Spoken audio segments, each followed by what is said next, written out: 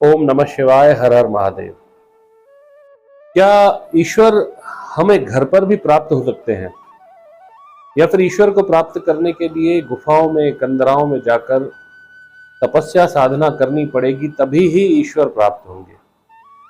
ये प्रश्न केवल एक व्यक्ति का नहीं है, बहुत सारे लोगों का प्रश्न है कि हमें ईश्वर की प्राप्ति क्या घर पर भी हो सकती है।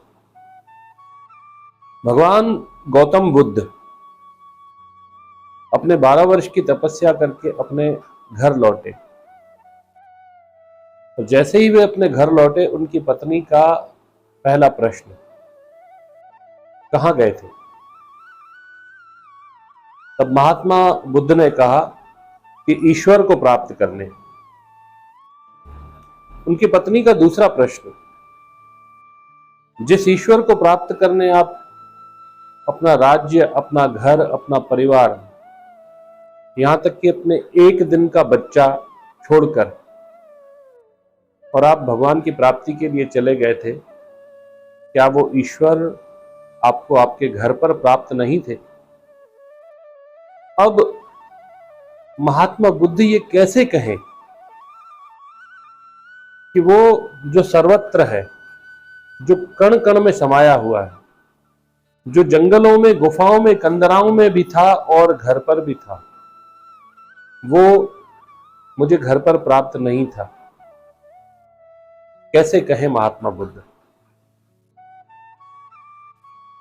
उनकी नजरें उनकी पत्नी के सामने नीची हो गई, झुक गई, और वो इतना ही कह सके कि हे देवी, जिस ईश्वर को प्राप्त करने के लिए मैं जंगलों में तपस्या करने गया था और 12 वर्ष की तपस्या करके उनको प्राप्त करके केवल इतना ही अनुभव में पाया है कि वो मुझे पहले से ही मुझे मेरे घर पर प्राप्त थे, लेकिन ये अनुभव करने में मुझे 12 वर्ष जंगलों की साधनाओं में लग गए।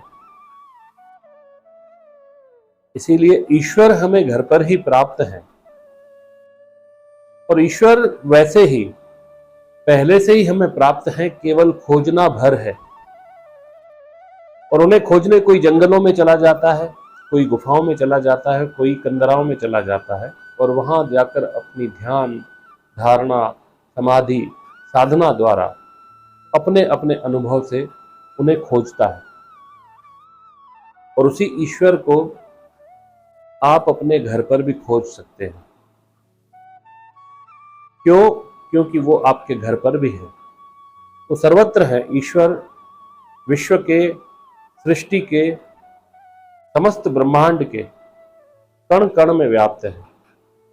लेकिन जब कोई साधक, जब कोई उपासक, जब कोई उनका भक्त पूर्ण श्रद्धा और भाव के साथ उन्हें खोजना आरंभ कर देता है, उन्हें पाना आरंभ कर देता है और उस प्रक्रिया की तरफ अपना कदम बढ़ाता है, तो धीरे धीरे वो समझने लगता है कि जिस ईश्वर को प्राप्त करने के लिए मैं यत्न कर रहा हूं, वह सर्वत्र है और वो मुझे कहीं भी प्राप्त हो सकते हैं।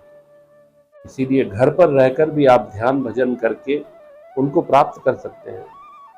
देवालयों में, मंदिरों में भी आप उनको प्राप्त कर सकते हैं।